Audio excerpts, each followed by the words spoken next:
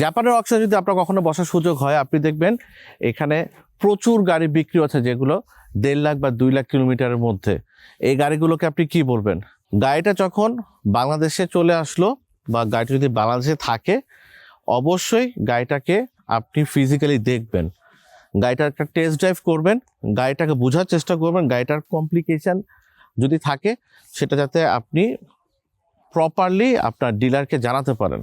এবং ফাইনালি যেটা খুবই ইম্পর্টেন্ট, থার্ড আই দিয়ে এই গাড়িটাকে একটু ইন্সপেকশন করাবেন। এটা একটা ভালো রেপুটেড ওয়ার্কশপে গিয়ে যদি আপনি করান তাহলে আরও বেটার হয়। এটাকে আমরা বলি প্রি পারচেজ ইন্সপেকশন।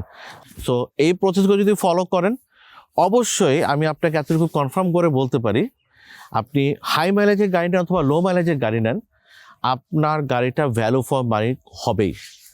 জাপান থেকে চলে আসার পর বাংলাদেশে যদি আপনি প্রপারলি এটাকে সার্ভিস এবং মেনটেন করে রাখতে পারেন, এই গাড়িটা হতে পারে একটা বেস্ট কার, যেটা ভবিষ্যতে আপনাকে লম্বা সময় ধরে ব্যবহার করার ক্ষেত্রে আপনাকে হেল্প করবে এবং একটা জেনুইন অ্যাসেট হিসাবে আপনার কাছে থাকবে, যেটা থেকে আপনি পাবেন একটা ভালো রিসেল ভ্যালু।